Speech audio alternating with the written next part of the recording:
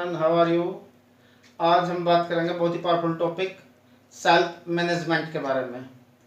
Self management skills क्या होती है। पहले बात करते हैं management. What is management? Management is the art of planning, organising, directing and controlling. एक कला है जो प्लानिंग करने की, ऑर्गेनाइजिंग करने की, व्यवस्थित करने की और डायरेक्टिंग और किसी भी चीज को कंट्रोल करने की। नेक्स्ट टॉपिक आता है self management.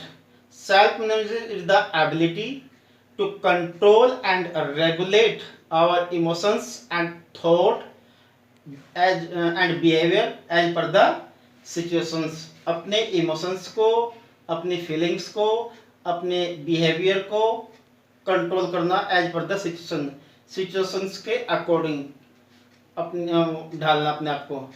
It is also known as self control और सेल्फ रेगुलेट। इसको आप सेल्फ कंट्रोल या सेल्फ रेगुलेट भी कह सकते हैं। जैसे कि आप फैन के अंदर होता है रेगुलेटर, तो रेगुलेट करना, अपने आप को व्यवस्थित करना। किस लिए होता है? To determine predefined goals and achieve them. पहले से परिभाषित निर्धारित गोल्स को अचीव करना, इसलिए आप सेल्फ मैनेजमेंट करते हो। Self management involves understanding and ability and interest and your limitations. आपकी जो भी एबिलिटी है, आपकी जो भी योग्यता है, जो आपका इंटरेस्ट है और आपकी जो मतलब वो है कि लिमिटेशंस है, जो आपकी सीमाएं हैं, उनको जानना, उनको डेवलप करना और सेल्फ कॉन्फिडेंस डेवलप करके एक पॉजिटिव एटीट्यूड बना के अपने आप को व्यवस्थित करना। We can take the example of any students who possess the strong self management skill to do various activities like focusing on their task, managing their time, cooperating with their friends, with their cooperate with their other colleagues, and at home do all the works and perform better in their studies also। एक students का example हम देते हैं कि जो बहुत सारी activity करता है बहुत ही इफेक्टिव मैनर में। अब जैसे कि अपने काम पे फोकस करना, अपने टाइम टेबल को वो करना, दूसरों के साथ में कोऑपरेट करना, घर पे भी और स्कूल में भी। Let us consider the next example. A house wife, एक गृहिणी होती है, दिन भर वर्क करती है, अपने बच्चों के लिए खाना बनाती है, कपड़े धोती है, इस्त्री करती है, कपड़ों पे प्रेस करती है, अपने हस्बैंड का भी ध्यान रखती है, अपने बूढ़े सास ससुर का भी ध्यान रखती है। तो वो कैसे उसको मैनेज करती है? This is called self management. अपने वर्क को किसी को डेलीगेट करना, किसी को सौंपना कि भाई ये काम आपको करना है, ये आपको करना है, ये अपने टाइम को पूरी तरह से व्यवस्थित करते। तो what is self management? Self management is the ability to control our feelings and emotions. हमारी फीलिंग्स को और अपने इमोशंस को कंट्रोल करने की एक एबिलिटी है। दूसरा है our sincerity to learn new ideas.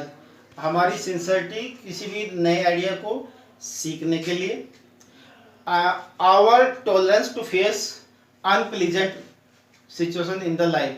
हमारा टॉलरेट करने का, किसी चीज को बर्दाश्त करने का स्तर कितना है कि कोई भी अनप्लीजेंट सिचुएशन आती है कि मान लीजिए कोई आपसे बहस करता है, तो आपको अपने आप को कैसे कंट्रोल करते हैं आप? अनप्लीजेंट सिचुएशन में आप अपने आप को कैसे हैंडल करते हैं?